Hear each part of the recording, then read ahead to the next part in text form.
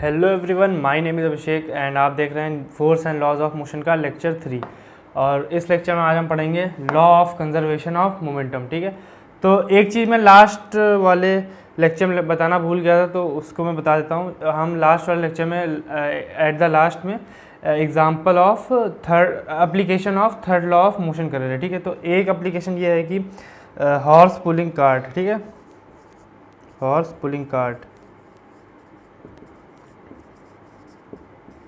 ठीक है, तो इसमें क्या होता है, मान लीजिए मैं हॉर्स तो ड्रॉ नहीं कर पाऊँगा, ऐसे करके कुछ ले लीजिए। ठीक है, मान लीजिए एक हॉर्स है। ठीक है, और पीछे एक इससे कार्ट बंधी है, कार्ट है ये।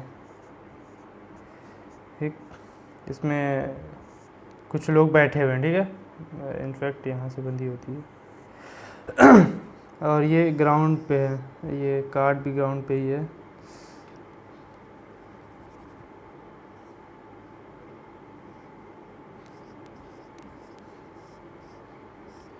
ठीक, इस पे कुछ लोग बैठे हुए हैं। ठीक, दिखाई दे रहा होगा आपको। तो जब हॉर्स कार्ट को पुल करता है, ठीक है, तो वो उस पर कुछ फोर्स लगाता है। ठीक है, मान लीजिए ये हॉर्स, मान लीजिए इतना पोर्शन ये कार्ट का है और इतना पोर्शन हॉर्स का है। ठीक है, तो हॉर्स कार्ट पे कुछ फोर्स लगाता है इस डायरेक्शन में। ठीक है, तो उतना ही फोर्स कार्ट हॉर्स को लगाती है, क्योंकि for every action there is an equal and opposite reaction. ये हमने पढ़ा था थर्ड लॉ ऑफ मोशन में। तो फिर आप सोचेंगे कि जितना फोर्स हॉर्स कार्ट को लगा रहा उतना ही कार्ट हॉर्स को लगा रही, तो ये दोनों चलेंगे कैसे, सोचेंगे नहीं। मान लीजिए इस चीज़ से जुड़े हैं, ये इधर फोर्स लगा रहा है, इससे ये उतना ही उधर चला रहा, तो कैंसिल हो जाएगा। तो कैंसिल नहीं होगा। मैंने बताया था एक्शन रिएक्शन पेयर हमेशा दो अलग अलग बॉडी में लगते हैं, तो कैंसिल नहीं होते। तो देखिए, अगर आप कार्ट की एफ बी डी मतलब फ्री बॉडी डायग्राम बनाएंगे, तो कार्ट पे ओवरऑल इधर फोर्स लग रहा है, तो कार्ट पे तो सिर्फ इस डायरेक्शन में फोर्स लग रहा है ना, कार्ट पे और कहीं फोर्स तो लग नहीं रहा है। ठीक है, तो फिर कार्ट पे जब इधर फोर्स लग रहा है तो कार्ट का इधर एक्सीलरेशन होगा कि नहीं होगा। मैं बताया था फोर्स प्रोड्यूसेस एक्सीलरेशन, ये हमने सेकेंड लॉ ऑफ मोशन में पढ़ा था। तो कार्ट का इधर एक्सीलरेशन हो जाएगा। ठीक है, अब हॉर्स पे भी इधर फोर्स लग रहा है, तो हॉर्स इस फोर्स को ओवरकम करने के लिए और फोर्स लगाएगा आगे की ओर। ठीक है, मतलब कि वो ये मान लीजिए एफ लग रहा है, एफ लग रहा है, तो वो मान लीजिए 2F लगाएगा, 3F लगाएगा, या कुछ भी लगाएगा, 1.5F लगाएगा, ज़्यादा फोर्स लगाएगा ओवरकम करने के लिए। ठीक है, तो उस पर फोर्स मतलब उस पर फोर्स हो जाएगा। मान लीजिए हॉर्स है, ये हॉर्स है, हॉर्स ने इधर 2F लगाया और इधर इस पर F लग रहा था, तो इस पर ओवरऑल फोर्स आगे की तरफ F होगा। ओवरऑल फोर्स तो आगे की तरफ F हुआ ना, इस पर भी आगे की तरफ F हुआ, तो ये भी आगे जाएगा, वो भी आगे जाएगा। ठीक है, तो बस यही एक छोटा सा एग्जाम्पल था जो कि रह गया था। तो उम्मीद है आप सबको समझ आ गया होगा। तो अब स्टार्ट करते हैं law of conservation of momentum. ये क्या कहता है, when two bodies act upon one another there total momentum remain constant provided no external force are acting. ठीक है, इसका मतलब क्या है कि अगर कोई दो बॉडीज है, मान लीजिए, पहले मैं एग्जांपल दे देता हूँ कि मान लीजिए ये एक ट्रक है, ठीक, और ये एक छोटी सी कार है। ठीक, तो कार ही है। ठीक है, ये जा रहा है, तो ये स्टेशनरी है, इसका u इक्वल टू 0 है, इसका u मान लीजिए कुछ है, मतलब 0 नहीं है, ये किसी स्पीड से जा रहा है। तो जब ये इसको टक्कर मारेगा ये इसको टक्कर मारेगा, तो क्या होगा, इसकी स्पीड थोड़ी कम हो जाएगी और इसकी स्पीड थोड़ी बढ़ जाएगी। ठीक है, इसकी स्पीड कम हो जाएगी, इसकी बढ़ जाएगी। तो फिर एक तरह से आप ये कह सकते हैं कि इसका मोमेंटम कम हो जाएगा, क्योंकि स्पीड मोमेंटम क्या होता है, स्पीड इनटू मास होता है, मास इनटू वेलोसिटी होता है। तो इसकी वेलोसिटी कम हो रही है, तो इसका मोमेंटम थोड़ा कम हो जाएगा, इसका पी भी कम हो जाएगा। पर इसकी तो वेलोसिटी बढ़ रही है ना, 0 था पहले मोमेंटम, इसका पी बढ़ जाएगा। तो आप ये देख पा रहे हैं कि इधर कुछ पी कम हुआ, इधर कुछ पी बढ़ गया, तो टोटल पी जो था वो कंजर्व हो गया। अब साइंटिस्ट ने एक्सपेरिमेंट से निकाला या फिर कैलकुलेशन से निकाला, मतलब एक्सपेरिमेंट और कैलकुलेशन दोनों से निकाला कि ये पी इसके बराबर होता है, मतलब इसका जितना पी कम होता है, इसका जितना मोमेंटम कम होता है, उतना ही इसका मोमेंटम बढ़ जाता है। तो इसमें ये लिखा, when two body act upon one another, act upon मतलब जब दोनों एक दूसरे से टकराए। ठीक है, there total momentum remain same. पहले टोटल मोमेंटम क्या था, पहले टोटल मोमेंटम सिर्फ इसके पास था, ठीक है। अब टोटल मोमेंटम क्या हो गया, जितना इसका कम हुआ उसका इतना ही बढ़ गया, तो कांस्टेंट रहा ना टोटल मोमेंटम, जितना पहले था उतना ही अभी भी मोमेंटम है। और provided no external force is acting, कोई एक्सटर्नल फोर्स एक्ट नहीं कर रहा है। अब देखिए, अब आप बोलेंगे जब ये एक दूसरे से टकराए, ठीक है, जब ये बिल्कुल टकरा गया, जैसे कि ऐसे में कर देता हूँ,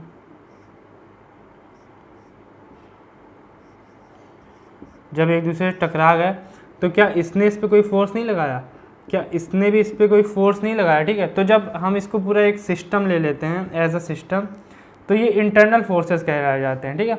और ये आपस में कैंसिल हो जाते हैं, क्योंकि ये पूरा सिस्टम हो गया ना, अब हमारा पूरा सिस्टम यही है।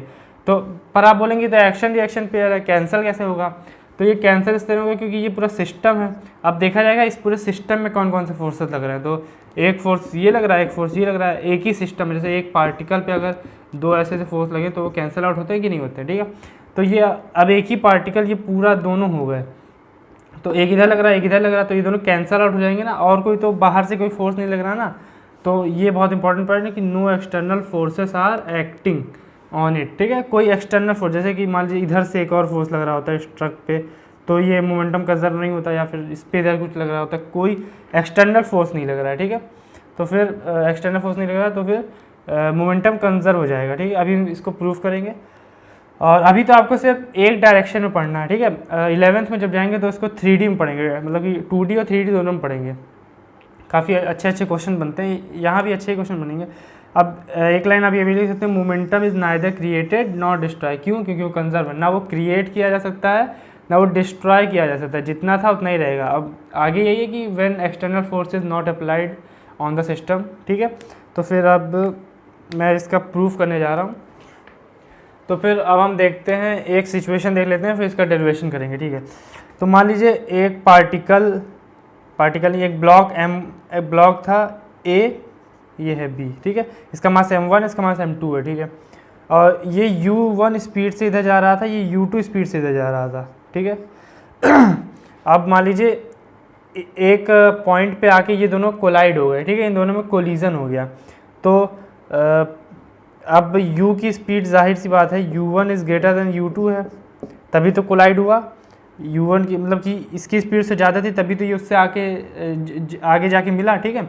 अब जब कोलिजन के बाद ये दोनों वापस निकले, अब मतलब अब इसकी स्पीड ज़्यादा हो जाएगी, v2 is greater than v1, क्यों, क्योंकि ये आगे आ गया, ठीक है। मतलब ये आगे आ गया ना, इसकी स्पीड से ज़्यादा हो गई। अब जब इस समय चल रहा था तो इस समय दोनों की स्पीड बराबर थी, ठीक है। अरे ये बहुत बहुत बड़ा प्रोसेस होता है, तो मैं आपको समझाना चाहूँ तो कैसे समझा सकता हूँ कि ये एक तरह से पता है क्या होता है कि पहले u1 की स्पीड ज़्यादा होती है, ठीक है। मतलब पहले A पार्टिकल की स्पीड ज़्यादा होती है, फिर वो B से जब आके टकराता है तो A पार्टिकल की स्पीड कम होने लगती है, B पार्टिकल की स्पीड बढ़ने लगती है, ठीक है। फिर एक पॉइंट आता है जब तो दोनों की स्पीड बराबर हो जाती है, और फिर B पार्टिकल की स्पीड बढ़ने लगती है, A की कम हो जाती है, तो वहाँ पर डी अटैच हो जाते हैं, ठीक है। पहले अटैच होते हैं फिर डी अटैच हो जाते हैं। तो यहाँ v2 is greater than v1 है। अब देखिए जब ये दोनों एक दूसरे से टकराए तो m1 पे कौन सा फोर्स लगा, m1 पे m2 ने फोर्स लगाया ना, तो उसको हम कहेंगे फोर्स ऑन m1, m1 पे जो फोर्स लगा उसको हम कहेंगे F21। 21 का मतलब है फोर्स 2 ने लगाया 1 पे, ठीक है। और force on m2 equals to है F12। F12 का मतलब क्या है, 1 ने फोर्स लगाया 2 पे, ठीक है। तो ये दोनों फोर्सेस लगे, क्योंकि देखिए टकरा गए तो ये इस पे फोर्स लगाएगा, ये इस पे फोर्स लगाएगा, फोर्सेस लगेंगे तो इसको इंटरनल फोर्सेस कहते हैं। जैसे मैंने बताया था ये कैंसिल आउट हो जाते हैं, ठीक है, क्योंकि ये पूरा एज अ हम सिस्टम इस पूरे को मान लेते हैं, ठीक है, इस पूरे को एज अ सिस्टम मान लेते हैं, तो फोर्सेस कैंसिल आउट हो जाते हैं। ये इंटरनल फोर्सेस कहलाए जाते हैं, ये एक्सटर्नल फोर्सेस नहीं है, तो इसीलिए तो मोमेंटम कंजर्व होगा, वरना तो मोमेंटम कंजर्व ही नहीं होगा। देखिए no external forces are acting. तो अब F21 की वैल्यू निकालो, F21 होगा क्या, F21 मतलब 2 ने जो 1 पे फोर्स लगा, तो 1 पे फोर्स लगा, तो देखिए 1 की स्पीड पहले u1 थी, अब उसकी स्पीड v1 हो चुकी है, ठीक है। तो फोर्स का फॉर्मूला क्या होता है, मास इंटू एक्सेलरेशन होता है। तो इसका मास कितना है, मास है m1, ठीक है। एक्सेलरेशन क्या होता है, v minus u upon t, तो इसकी फाइनल वेलोसिटी अब v1 हो चुकी है, v1 इनिशियल वेलोसिटी u1 थी, और मान लीजिए ये टाइम मतलब यहाँ से यहाँ आने तक का टाइम t है, ठीक है, टाइम t है, ठीक है। अब F12 क्या होगा,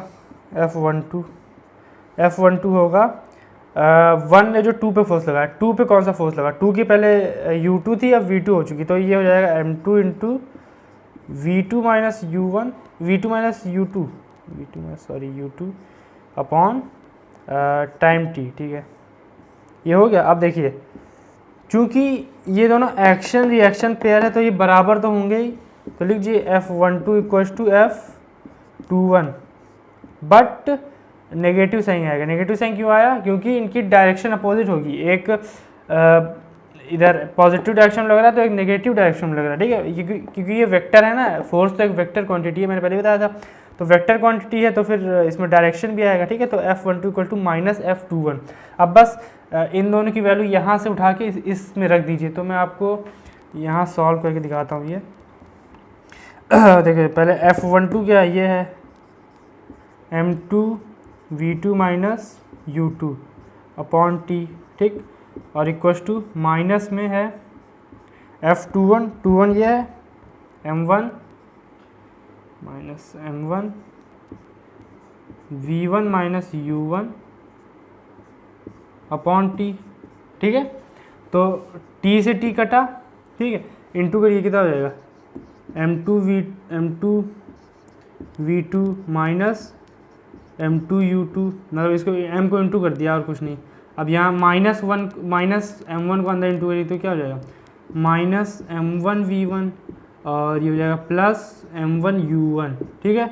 तो क्या करिए, इस वाले टर्म को इधर ले आइए, इस वाले टर्म को इधर ले आइए, तो क्या हो जाएगा m1 v1 v है ये v1 plus m2 v2 equals to m1 u1 plus m2 u2। तो बस यही कहलाता है लॉ ऑफ कंजर्वेशन का फॉर्मूला। अब ये देखिए, ये लॉ ऑफ कंजर्वेशन कैसे, law of conservation of momentum कैसे, देखिए m1 v1 क्या है, इसका मोमेंटम, इस पार्टिकल वाले का मोमेंटम, m2 v2 क्या है, इस पार्टिकल का मोमेंटम, ठीक है। तो इस वाले पोजीशन में इस पूरे सिस्टम का मोमेंटम है, देखिए देयर टोटल मोमेंटम, ये टोटल मोमेंटम है इस समय का, ठीक है।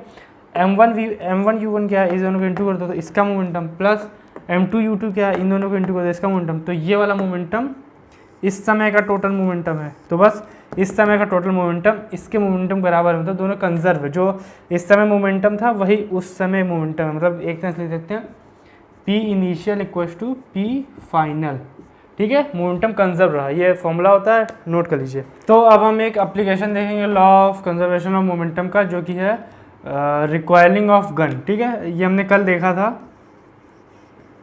रिकॉइल ऑफ गन, ये हमने कल देखा था third law of Newton, third law of motion से, ठीक है। आज हम इससे देखेंगे कंजर्वेशन ऑफ मोमेंटम से। तो देखिए ये कंजर्वेशन ऑफ मोमेंटम उसी से तो आया, थर्ड लॉ ऑफ मोशन से। तो मान लीजिए ये गन है,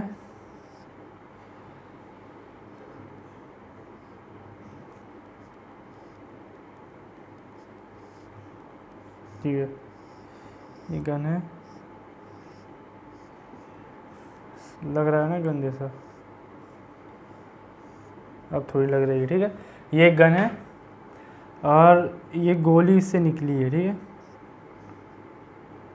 मान लीजिए अभी गोली अंदर ही है, ठीक है, गोली यहाँ पे है और फिर यहाँ आके गोली निकल आती है, मतलब गन में नहीं बना रहा हूँ, गन लिख देता हूँ, मतलब कुछ समय बाद गन ये रहेगी गन और गोली निकल आएगी, ठीक है, गोली निकल आई। तो देखिए रिकॉइल ऑफ गन क्या होता है, देखिए इस समय मान लीजिए दो कंपोनेंट है, एक गन है एक उसकी गोली है, ठीक है, बुलेट है। तो इस समय दोनों का मोमेंटम कितना है, ज़ीरो है, क्योंकि दोनों रेस्ट पे हैं, तो दोनों का मोमेंटम ज़ीरो है। अब जब गन फायर कर देते हैं, बुलेट फायर कर देते हैं, तो बुलेट आगे की तरफ जाने लगी, बुलेट आगे की तरफ जाने लगी, ठीक है। तो बुलेट, तो इस पूरे को अगर एक सिस्टम मान ले तो इसका पूरा मोमेंटम किधर हो गया, इसका पूरा मोमेंटम आगे की तरफ हो गया ना। अब आगे की तरफ कैसे हो सकता है, इसको तो कंजर्व होना पड़ेगा। तो फिर इसीलिए गन पीछे की ओर जाती है। क्यों? क्योंकि अब इसके पीछे की ओर हो गया, अब इसका कुछ नेगेटिव हो गया, इसका कुछ पॉजिटिव हो गया। अब अगर पता है ये दोनों इक्वल हो जाएंगे तो फिर ये दोनों कैंसल आउट हो जाएंगे, ठीक है। तो ये भी ज़ीरो हो जाएगा। तो ये समझ गए ना, इनिशियल मोमेंटम जो था वो फाइनल मोमेंटम ऑफ सिस्टम के बराबर रहा, ठीक है। ये law of conservation of momentum का केस है, ठीक। इससे काफ़ी सारे एग्जांपल बनते हैं इसमें, तो वो सब हम आगे देखेंगे। तो क्वेश्चंस देखते हैं इसके। A bullet of mass 10 gram is fired from a gun of mass 6 kg with a velocity of 300 metre per second, calculate the required velocity of gun, ठीक है। तो फिर देखिए पहले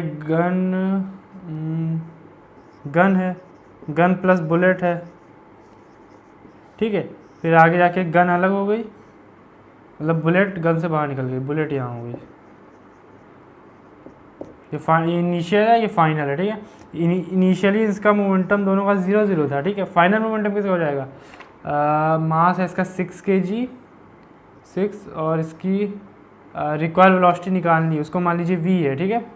और इसके बुलेट का मास है 10 ग्राम, तो इसको उसमें कन्वर्ट करेंगे kg में, तो 0 नहीं बता देते हैं। 10 ग्राम है तो अपॉन 1000 से डिवाइड करेंगे, कितना हो जाएगा? 0.01 इंटू इसकी वेलोसिटी कितनी है? 300। तो बस वही initial momentum equal to P final, P initial equal to P final. P initial कितना था? 0 + 0, ठीक है। पी फाइनल कितना? अब हम उस डायरेक्शन को पॉजिटिव मान लेते हैं, इस डायरेक्शन को पॉजिटिव मान लेते हैं। हाँ, यहाँ से हमें डायरेक्शन काफ़ी ध्यान रखना पड़ेगा, क्योंकि ये सब वेक्टर क्वांटिटीज़ हैं, ठीक है। मतलब मोमेंटम वेक्टर क्वांटिटी है। एक डायरेक्शन को पॉजिटिव मान लेते हैं और इस डायरेक्शन को नेगेटिव मान लेते हैं, ठीक है। तो ये कितना हो जाएगा? ये पॉजिटिव, तो गन पीछे आ रहा है तो ये कितना हो जाएगा? -6 इंटू -6v, और बुलेट आगे जा रही है तो ये हो जाएगा 0.01 इंटू 300। तो इसको इधर ले जाओ तो 6v कितना हो जाएगा? 6v हो जाएगा, ये 3 आएगा, तो v इक्वल टू कितना हो जाएगा? 0.5 मीटर पर सेकेंड, ठीक। देखिए कितनी स्लो है बुलेट, मतलब कितनी स्लो गन है। मतलब बुलेट तो इतनी तेज़ से जा रही है, पर गन इतनी ज़्यादा, मतलब बहुत धीमे से पीछे आ रही। क्यों? क्योंकि मोमेंटम कंजर्व है ना, इसका मास ज़्यादा है तो इसकी वेलोसिटी तो कम होना ही पड़ेगा। इसकी वेलोसिटी ज़्यादा तो इसका मास देखिए कितना कम है, ठीक है। तो इस तरह मोमेंटम कंजर्व हो गया। तो देखिए ये वाला question, car of mass 1500 kg travelling with 25 metre per second collide with car B of mass 1000 kg travelling with 15 metre per second in same direction, ठीक है। ए बी का मास और वेलोसिटी दोनों दे दिया, m1 u1 m2 u2 दोनों दे दिया। After collision velocity of car A is 20 metre per second, calculate the velocity of car B. बस v2 निकालना है, तो हम अपना वही law of conservation of momentum से लगाएंगे। m1 u1 plus m2 u2 equals to m1 v1 plus m2 v2, ठीक है। डायरेक्शन का खास ध्यान रखेंगे। तो यहाँ पे इसको पॉजिटिव मान लो, अपने आप वाला नेगेटिव हो जाएगा। अब सब उधर ही डायरेक्शन चल रहे हैं, कोई इधर तो चल ही नहीं रहा। देखिए इसमें लिखा है ना, ट्रेवलिंग इन सेम डायरेक्शन। पहले सेम डायरेक्शन में चल रहे थे, तो ठुकने के बाद भी सेम डायरेक्शन में ही चल रहे हैं, कोलिजन होने के बाद। तो अगर किसी का साइन नेगेटिव आ जाएगा, हमें अपने आप पता चल जाएगा कि वो मतलब उल्टा हो गया, ठीक है। तो देखिए m1 क्या है? m1 है 1500, u1 क्या है? u1 है 25 प्लस m2 क्या है? 1000, u1 क्या है? u2 क्या है? 15 इक्वल्स टू m1 है 1500, v1 है 20 प्लस ये है 1000 और ये है v, इसको v मान लो, v2 मान लो, ठीक है। v2 में निकालना, तो देखिए 0 0 0 0 0 0 0 0 कट गया। कैसे? क्योंकि 100 इससे बाहर निकाल लो, 100 इससे बाहर निकालो, कैंसिल कर दो। कैलकुलेशन आसान हो जाएगी। अब ये हो जाएगा 15 इंटू 25, कितना होगा? 25 5 जा 125, 25 1 जा 25, कितना हो जाएगा? 5 7 3 325 375 375 प्लस ये हो जाएगा 150 इक्वल्स टू ये हो जाएगा 15 टू 300 और ये हो जाएगा प्लस 10v2, ठीक है। तो इसको इससे माइनस कर दोगे, 375 से 300 गया, ये कितना? 75 प्लस ये 225 होगा, 225 इक्वल्स टू 10v2। तो v2 कितना हो जाएगा? 22.5 मीटर पर सेकेंड। ठीक है, आसान सा क्वेश्चन था। तो देखिए इस क्वेश्चन में क्या हो रहा है, bullet of mass 10 kg, bullet of mass 10 kg, ये कैसे हो गया, sorry 10 gram, bullet of mass 10 gram, moving with a velocity of 400 metre per second, get embedded in a freely suspended wooden block of mass 900 gram. ठीक है, what is the velocity acquired by block, means एक block था ऐसे freely suspended था और एक bullet आई, block लटका हुआ क्या पता नहीं, बुलेट आई। ठीक है, ये बुलेट है, ये 10 ग्राम की है और 400 मीटर पर सेकेंड की स्पीड से आई, इसका मास था 900 ग्राम। ठीक है, और फिर क्या हुआ, ये इसमें एम्बेडेड हो गई, एम्बेडेड मतलब पेनेट्रेट हो गई, अंदर घुस गई। ठीक है, यहीं पे बुलेट यहाँ आ गई। ठीक है, बुलेट यहाँ आ गई। तो अब बताइए, अब पूछा गया अब इसका ब्लॉक की वेलोसिटी क्या होगी।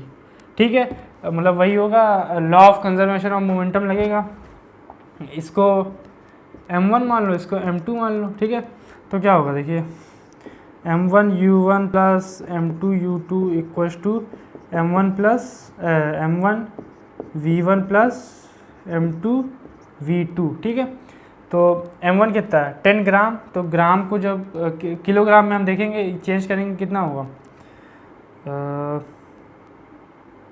0.01 और उसकी वेलोसिटी है 400 प्लस इसका मास कितना है 0.9 हो जाएगा, इसकी वेलोसिटी 0 है क्योंकि ये रेस्ट पे है। ठीक है, इक्वल टू ये है 0.01। ठीक है, अब देखिए जब ये इसके अंदर घुस गई, अब ये मूव करने लगा। ठीक है, ये किसी वेलोसिटी v से मूव करने लगा, तो फिर अब ये दोनों साथ साथ चलने लगे ना, तो अब इन दोनों की वेलोसिटी सेम हो जाएगी। क्योंकि देखिए मतलब मान लीजिए कोई यहाँ पे ब्लॉक ऐसे रखा है, तो कोई बुलेट आई उसमें घुस गई, अब वो उसके अंदर फंस गई ना, अब वो जब मूव करेंगे तो दोनों साथ साथ मूव करेंगे, दोनों वेलोसिटी सेम होंगे, दोनों की वेलोसिटी v है। ठीक है, तो 0.01 into v plus 0.9 into v. ठीक है, तो ये कितना हो जाएगा देखिए, ये हो जाएगा 4 प्लस ये तो 0 हो जाएगा इक्वल्स टू, ये इन दोनों को ऐड कर लीजिए तो हो जाएगा 0.91 वी। तो बस v इक्वल्स टू 4/0.91, इसका आंसर होगा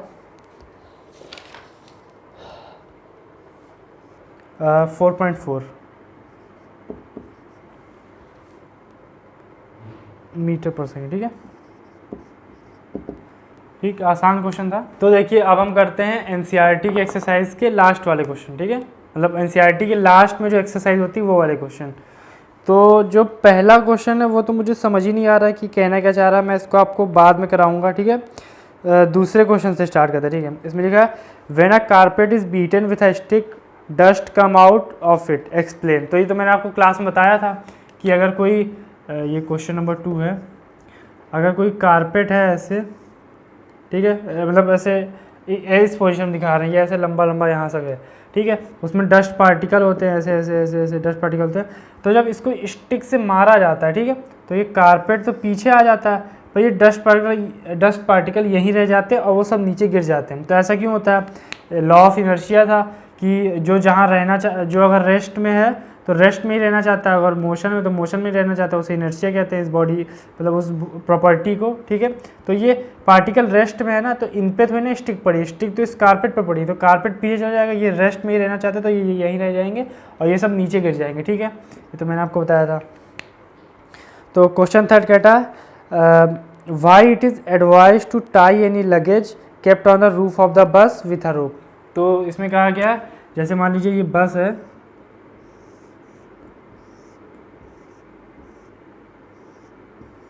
ठीक, तो इसके ऊपर हम लोग सामान नहीं रख देते हैं ऐसे करके, तो इसमें लिखा गया ये हमें एडवाइस क्यों किया गया है कि इसको रोप से बांधो, इसको रोप से रस्सी से इसको ऊपर बांध देते क्यों है, क्यों बांधते हैं, वही इनर्शिया वाली बात हो गई कि ये रेस्ट में, अभी बस भी रेस्ट में, तो बस जब चलेगी तो ये तो रेस्ट में रहना चाहते हैं ना, जो पीछे की तरफ आ जाएंगे तो ये सब नीचे गिर जाएंगे। या फिर चलती बस में एकदम बहुत स्पीड से चल रही है, एकदम से उसने ब्रेक लगाया तो ये आगे गिर जाएंगे, तो इसीलिए हम लोग ये एडवाइस करते हैं कि इसको रोप से बांध दें। ठीक है, तो क्वेश्चन 4 कहता है कि a batsman hit a cricket ball which then roll on a level ground after covering a short distance the ball comes to rest, तो the ball slow to stop down because, तो उसमें पूछा गया एक batsman है, उसने एक ball को हिट किया, बॉल थोड़ी देर तक ज़मीन में रोल होती रही और फिर वो रेस्ट पे आ गई, तो इसका रीज़न पूछा क्यों। तो जाहिर सी बात है सी ऑप्शन ये होगा, there is a force on the ball opposing the motion. तो बॉल जब रोल डाउन कर रही थी तो उस पर एक बैक में फ्रिक्शन लग रहा था ना, तो एक अपोजिंग फोर्स लग रही थी, इसीलिए उसका रिटार्डेशन हो गया, क्योंकि फोर्स जब लगती है तो एक्सीलरेशन होता है, तो रिटार्डेशन में तो एक तरह का एक्सीलरेशन है, बस अपोजिंग डायरेक्शन में, ठीक है। तो उस पर एक अपोजिंग फोर्स लग रही थी। क्वेश्चन नंबर 5 हमसे कहता है a truck start from rest and roll down a hill with a constant acceleration, ठीक है।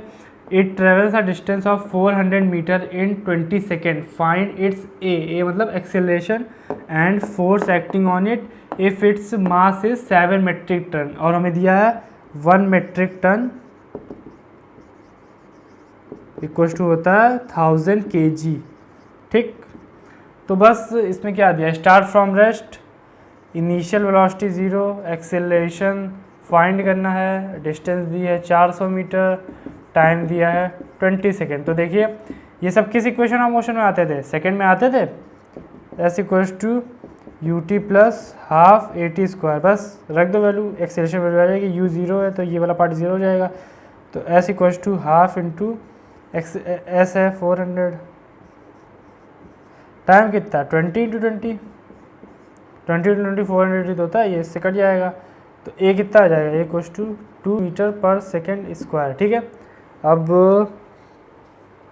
फोर्स निकालनी है, फोर्स क्या होता है एम इंटू ए, मास है 7000 kg, क्योंकि 7 मेट्रिक टन है, 1 मेट्रिक टन 1000 kg होता है, इंटू 2 कितना हो जाएगा 14000 न्यूटन, ठीक।